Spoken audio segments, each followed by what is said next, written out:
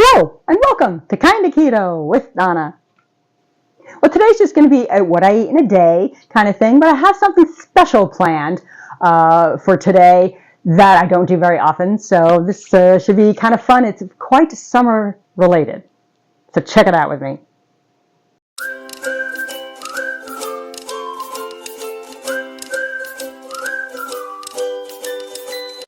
Just a simple breakfast today. My usual eggs and bacon and avocado. Today I decided to make an omelet, so I've got a little spinach and mozzarella today. That should tide me over for a while.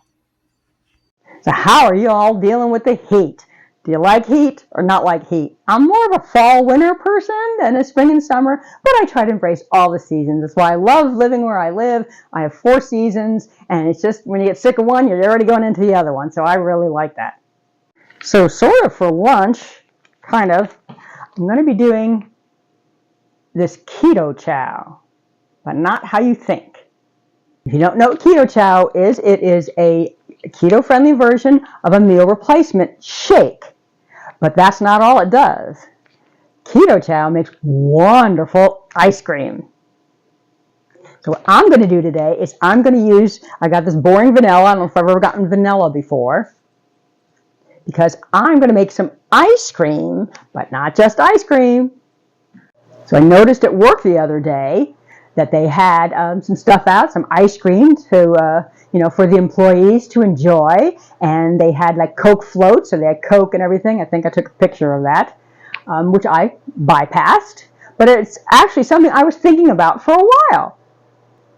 Well, I noticed that I had still left over some Zevia soda, and this is creamy root beer.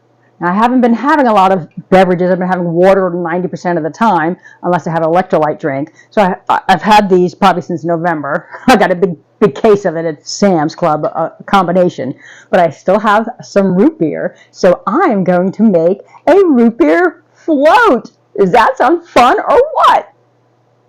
Okay, it seems like I have lost maybe a note that I made. I know I've made this ice cream before several times last year, or at least twice last year, and I remember it being really easy and really great. So that's why I was doing it this year. But I can't remember on my amounts of liquids and all that stuff and the timing. So I did have to kind of look stuff up. So I kind of got onto a recipe on Pinterest with Life with Nancy, and I'm going to use that because she uses an ice cream maker. Other ones had a Vitamix or just mixed it up and put it in the freezer for 4 hours. So this is with the ice cream maker, so I think it'll be the closest. And then we'll see how it comes out. We're going to do 10 ounces of unsweetened almond milk to 6 ounces of the heavy cream. See, I thought it was all heavy cream. I couldn't remember. And then a teaspoon of vanilla. Now, of course, if you have different flavors, you might add a couple extra ingredients, but this is a basic vanilla and the vanilla keto chow. And by the way, the keto chow does have sucralose in it, if that is a concern for you. But I like the idea of adding the little extra vanilla for a little pop of flavor. All right, and then we're going to mix all this together in a blender first and then put it in our ice cream maker. So I'm going to see if I can do this in my NutriBullet. Otherwise, you just use a like a blender. So this is 10 ounces of the almond milk, 6 ounces of the heavy whipping cream. So one single serving is the same as a scoop. If you had one of these big bags, which I never get a big bag. I like a couple little ones with different flavors. Yeah, and they have a ton of flavors. You really should check them out. I'm not sponsored or anything by Keto Chow. But, I mean, especially for ice cream, they have cookies and cream, and they have pistachio, and they have orange dream, and snickerdoodle, and, of course, chocolate and strawberry. Unbelievable. Okay, so your keto chow. So it's just 4 ingredients. You even count vanilla as an ingredient. So I get this good big vanilla over at Sam's for a really good price. And it's just 1 teaspoon of that. I'm going to blend that up now and get my ice cold container for my ice cream maker out of the freezer, the deep freezer.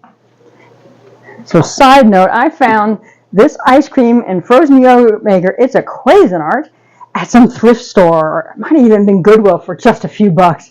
So I wasn't sure if I was going to like the idea of making my own ice cream, and it's been so much fun. Don't do it often, but it is pretty cool. So I always keep this little container in the freezer. So I've got my mix here, and I'm just going to pour that right in. I normally wouldn't be excited about vanilla, but I purposely got vanilla, hoping I would do these root beer floats. Okay. And because I don't do it often, I have to write myself a note. The circle end will be on top. Okay, so put that in there. Okay, this is in here. It does move a little bit. It says the blade won't move, so I didn't freak out that it didn't work. The whole container moves. And we're going to check it at about 15 minutes. This just locks on right in the front there. And we're making ice cream. Okay, look at how this is coming. This is like at 12 minutes. And it's already definitely getting the consistency. Gonna let it go just a few more minutes. Of course, different ice cream makers, different times. So keep an eye on it from, like 13 minutes on. But this is only going to take, it's already sticking to the side, so this is only going to take a few more minutes. And if you can see, it's not even mixing anymore, so I'd say this one was done. And I used to do it with the water instead of the unsweetened almond milk, so maybe I have a note that it takes about 20 minutes, but this is at 15, and I think this is just perfect consistency. Quality check. This is good. Okay, I got a little bit more to scrape out, but that's pretty much it. And if you like soft serve, this is ready for you. I mean, like the spoon, sticks up. It's not that soft, and it tastes really good. But I like to keep it in the freezer, maybe just for another 15 or 20 minutes, just to firm it up just a little bit more, especially for the root beer float. But yeah, I don't like the soft serve as much, so that's up to you. It's ready right now if you want it right now. Come on over. But me, I'm going to put it in the freezer for a little bit. Okay, the ice cream is just perfect. I had it in the freezer for about a half an hour. I got my frozen mug, I've got my Zevia root beer, and I've got a long spoon. I'm doing 2 scoops, or pretty much about half of this batch.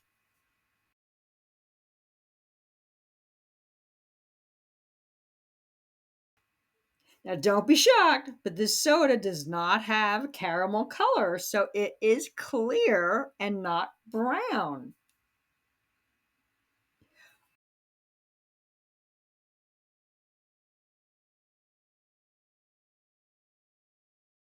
Oh, that is good. This is a winner. If you'd like to add anything to your ice cream, chunky stuff, you want to do it in like the last 5 minutes of the churning if you're using the churner. So like Lily's, or this is Lakanto, stevia flavored, stevia sweetened, the chocolate chips. There's butterscotch chips and peanut butter chips, things like that. Fresh strawberries, fresh blueberries, peanuts. Or of course that you could just sort of sprinkle on top. If it was something smooth like peanut butter or marshmallow cream or something like that, you can put that right in the beginning. So although my float didn't look exactly like a traditional root beer float because there's no caramel color in there, it tasted awesome. And if you're interested in the macros, here they are. I broke it down a couple different ways. The way this is made right here is 10 total carbs, minus 3 fiber is 7 net carbs, if you can spare that. Now that is with 10 ounces unsweetened almond milk, but you can just as easily use the water. And that's with 6 ounces of the heavy whipping cream. And you can pop that down to 4 ounces or 3 ounces. You can kind of mix with the ratios, and that'll, save you a few carbs there. You can also just cut that in half. It could be 2 servings. Usually if I make this, sometimes I share it with my husband, sometimes I eat it all. Like I said, I really don't do it that often. And then, 0 carbs for the root beer soda, because it's Zevia. Yay! For our side dish for dinner tonight, we're going to be doing something a little bit different. Hadn't done before. So we've got a little cauliflower and mushrooms and garlic. I'm going to saute it all together, and that is going with just some basic rotisserie chicken. Okay, voila, all done. So it's garlic, cauliflower, and mushrooms. I would put a little chicken broth in there just to make sure the cauliflower cooked good, and a little parsley, a little parmesan on top, with a nice easy rotisserie chicken from Sam's Club. Well, I hope that was kind of fun for you. It was fun for me, and it's fun for me eating it. So is that something you would consider? Make it a little root beer float, so you can still do some traditional things with your family and have a little fun.